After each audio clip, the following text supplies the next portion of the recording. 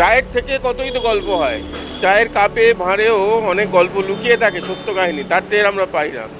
এই যেমন হেদুয়ার বিকাশের চায়ের দোকানে বিকাশকে দেখছেন, এর চা খেলে বলবেন বাহ, কিন্তু ওর কাহিনী যদি শোনেন, ওর নিজের কাহিনী, তাহলে বাহ কেন, হাঁ হয়ে যাবে।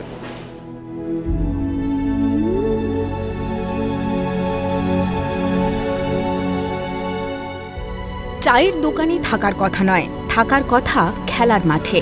পেটের টানে সংসারের প্রয়োজনে চা বিক্রি করতে হচ্ছে এই বিকাশ সাউকে।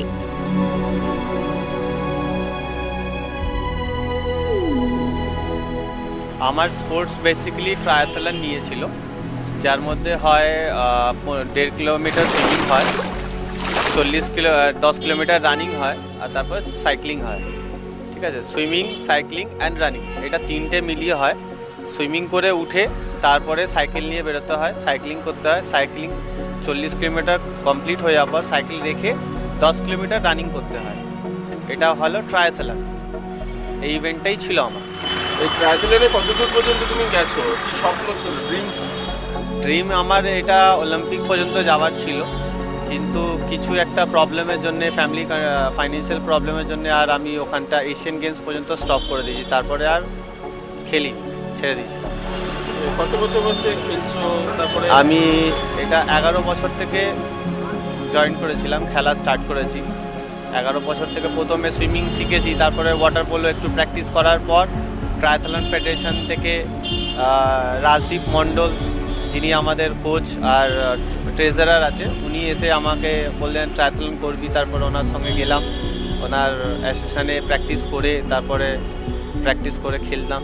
স্টেট হলো, ডিস্ট্রিক্ট হলো, ন্যাশনালস হলো, তারপর এমনি এমনি হয় পরপর।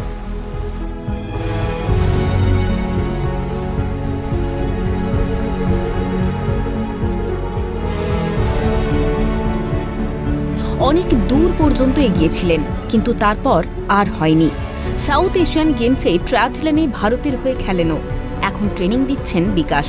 তার অপূর্ণ স্বপ্ন সফল হবে ছাত্রদের মধ্যে। এশিয়ান গেমসে হয়েছিল, আমার কাছে সাইক্লিং ছিল না। সেই সময় আমি ফেডারেশনে সাইকেল নিয়ে করতাম। তো ফেডারেশন তখন খুব বলতো নিজের যা আছে সমস্ত দিয়ে তোমাদের করতে হবে, নিজস্ব খরচা দিয়ে। তো আমি সাইকেল অন্য কারোর কাছ থেকে চেয়ে তখন খেলতাম। এশিয়ান গেমসে লাস্টে যখন সুইমিং করে উঠেছি, সাইকেল নিয়ে গেছি, প্রথম ল্যাব, সেকেন্ড ল্যাবের পর সাইকেলটা চাকাটা পেছন দিক দিয়ে বাস্ট করে যায়, যে কারণে আমার চাকাটা হয়ে যায়। আর অন্য আদার স্টেট কী করে, এক্সট্রা হুইল রাখে, যখনই কিছু হয় হুইলটা সঙ্গে সঙ্গে চেঞ্জ করে দেওয়া হয় যদি এরকম কিছু এমার্জেন্সি এলে। সেই সময় আমাদের ফেডারেশন কাছে সেরকম কিছু ছিল না সেই এশিয়ান গেমস পর্যন্ত, কিন্তু আমাকে সেই জায়গাটা ড্রপ আপ করতে হলো। কিন্তু খেলেছি যেটাই, ওইটাই এশিয়ান। এই স্টেটের গভর্নমেন্ট কিছু করেনি কোনো? না, আমাকে ওখান থেকে এশিয়ান গেমসে আসার আগেই ন্যাশনাল গেমস যখন খেয়েছিলাম, ন্যাশনাল গেমসে 4th প্লেস আমার ছিল ওখানে। তো আমি ওইটার জন্যে আমাদের এখানে শ্রী সাধন পান্ডে যিনি আছেন, যিনি লেট করে গেছেন, ওনার কাছে আমি বলেছিলাম। তো উনি আমাকে সাইকেল প্রোভাইড করেছিলেন। তো ওনারই সাইকেল যখন স্যাংশন হয়েছে, ততক্ষণ আমাদের এশিয়ান গেমস কাছে চলে এসেছিলো। তখন আমি সাইকেল পাইনি। এশিয়ান গেমস করে আসার পর আমি সাইকেলটা হাতে পেলাম।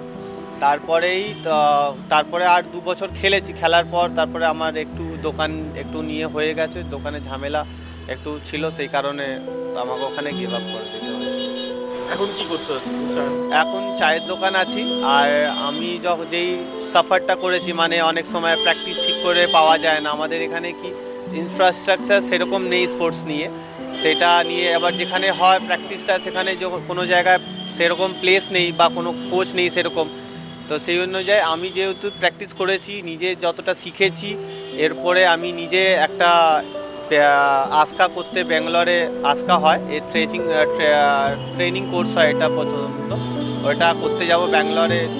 তারপরে আমার কাছে অনেক কটা স্টুডেন্ট আছে যাদেরকে আমি শেখাই, প্র্যাকটিস করাই, তারাও এখন স্টেট বা ডিস্ট্রিক্ট পার্টিসিপেট তারা করছে। এই বিকাশের কথা শুনে, ওর কাহিনী শুনে আপনাদের মনে পড়ছে কি? আমার মনে পড়ছে মমতা বন্দ্যোপাধ্যায়ের সবুজ সাথী সাইকেলের কথা। প্রত্যেক ছাত্রছাত্রীর হাতে পৌঁছে যাচ্ছে, গ্রাম থেকে গ্রামান্তরে পৌঁছে গেছে সেই সাইকেল। অথচ এই বিকাশ একটি সাইকেল পেল না, যার জন্য তার অলিম্পিকে যাওয়ার স্বপ্নটাই ভেঙে চুরমার হয়ে গেল। আর কবে আমরা ভাববো? এই তো ভাবার সময়। সুরজিতের সঙ্গে প্রীতম দে, ক্যালকাটা নিউজ।